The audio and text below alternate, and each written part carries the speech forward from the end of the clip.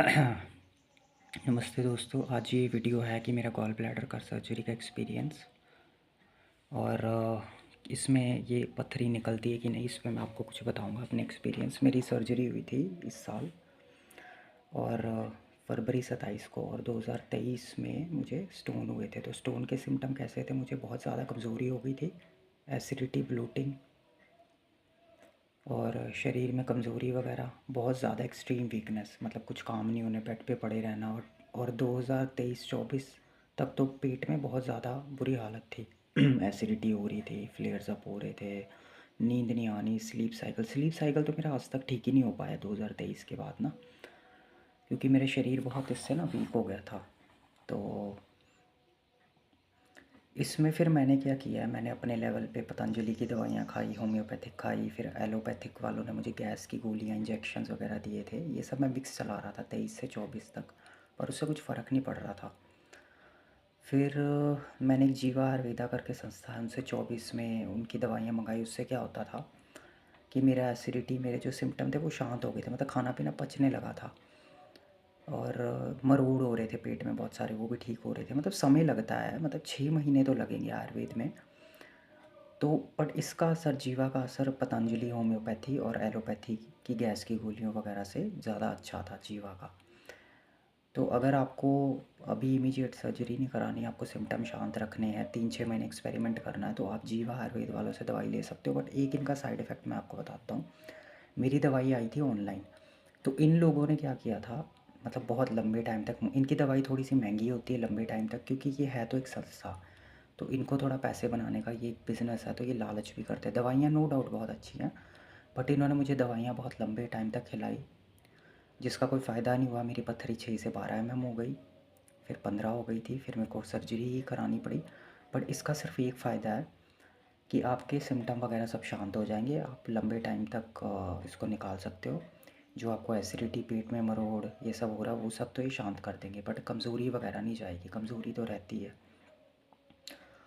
तो इसलिए इधर उधर ना जाके मैं तो ये बोलूँगा 3-6 महीने खा सकते हो दवाई, खा लो जीवा की। अगर वो बोलते हैं, अगर आपको कुछ चेंज लगता है, डिज़ोल्व हो रही है पथरी, अगर पथरी 5-6 mm से कम है, अगर कुछ चेंज नहीं हो रहा, तो आप 6ठे-7वें महीने सर्जरी करवा लीजिए, क्योंकि इसमें बहुत कमज़ोरी आ जाती है। और उसमें बहुत मेरा पैसा लगा, क्योंकि मैंने बहुत सारा कमज़ोरी हटाने के लिए चीज़ें करी, बट कोई फ़ायदा नहीं होता, क्योंकि आपका जो पाचन होता है, डाइजेशन, आयुर्वेद में बोलते हैं कि यहाँ पे जठरग्नि नहीं होती है। अगर पाचन, आपका शरीर की फैक्ट्री कमज़ोर हो जाती है, तो यहाँ से ही सप्त धातु बनते हैं, 7 धातुज ऑफ बॉडी बनते हैं, टिश्यू, रक्त, मांस, मेद, मज्जा, अस्थि, धातु, वीर्य करके। तो ये सारी सर्कुलेशन, मेटाबॉलिज्म कम हो जाते हैं। जैसे मुझे 4 साल हो गए, पसीना नहीं आ रहा, शरीर में ठंडा ठंडा लगता है, ठंड लगती है, गर्मी महसूस नहीं होती। तो ये सबका शरीर अलग होता है, तो इसके आप बारे में आप पढ़ सकते हो, वात, पित्त, कफ। अब जैसे मेरा शरीर है वात, वात शरीर है, एक्टोमॉर्फ जिसको बोलते हैं। तो इन लोगों को, ये बहुत पतले होते हैं, इनको ठंड बहुत लगती है, तो जो बीमारी आती है कोई भी, तो ये इन पे ज़्यादा कह लो कि असर होता है, क्योंकि कमज़ोर ऑलरेडी हो जाते हैं, मन से भी कमज़ोर हो जाते हैं। तो मुझे मेंटल इशू आ गए, स्ट्रेस हो गया, डिप्रेशन हो गया, एनजाइटी, गुस्सा आना, वो सब। और मैं मतलब दोपहर को उठता था, कभी मैं शाम को भी उठ रहा हूँ। गर्मियों में मैं ठीक रहता था, क्योंकि मेरा शरीर वात प्रकृति के, तो गर्मियों में मुझे थोड़ा आराम मिलता है। तो मतलब बहुत ज़्यादा बुरी हालत हो जाती शरीर की। तो यही है, 6 महीने से ज़्यादा दवाई मत लीजिए, इधर उधर होम्योपैथी वगैरह ऐसा फ्रॉड है। जीवा मेरा आजमाया हुआ है, जीवा का या कोई अच्छा वैद्य 6 महीने खा के देखिए, परहेज़ करिए। और अगर शरीर में बहुत ज़्यादा नुकसान, डिप्रेशन हो रहा है, वीकनेस हो रही है, अ, तो अगर आपको लगता है नहीं, तो आप सर्जरी करवा सकते हो, बट कम से कम 6 महीने दीजिए। अगर 5-6 mm से कम की पथरी, तो हो सकता है डिज़ोल्व हो जाए, पर डिज़ोल्व भी तब होगी। और अब जिन लोगों के पास समय है, पेशेंस है, धैर्य है, और जो कर सकते हैं, जिनमें विल पावर है, उसमें जैसे आप सुबह उठ के पानी पिएं, 7 के बाद डिनर ना करें, हल्का खाएं। ये मेरे केस में हो नहीं पाया था, बिकॉज मेरे स्लीप साइकिल सब उल्टा पुल्टा हो गया था।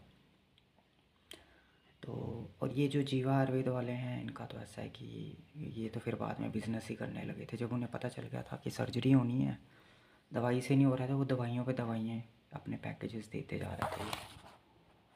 ठीक है, उससे हो कुछ नहीं रहा है, उससे उल्टा मेरे में और वीकनेस आ रही है, चिड़चिड़ापन, एंजाइटी, डिप्रेशन हो रहा है।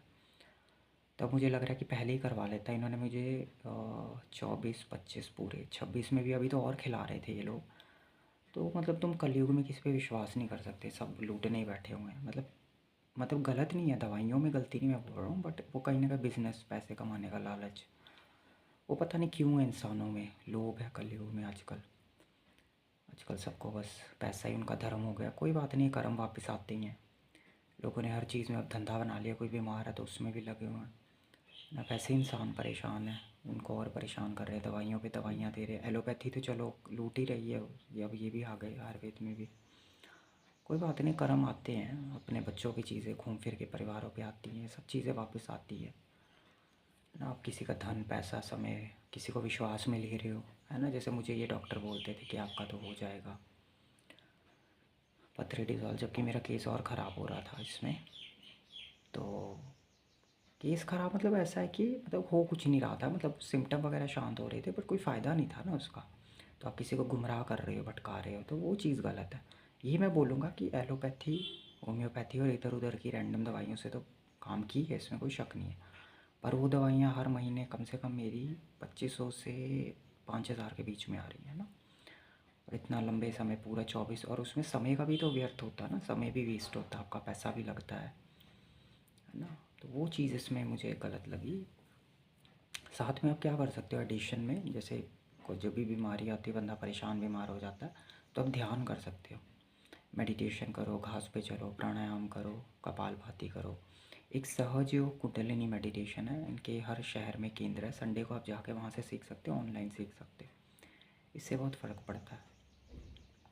एक एक प्रक्रिया होती है, आप अपने जहाँ पे आपका छाती होती है, हृदय चक्र, वहाँ सांस रोक के कुछ सेकंड, उससे भी इम्यूनिटी बढ़ती है थोड़ा।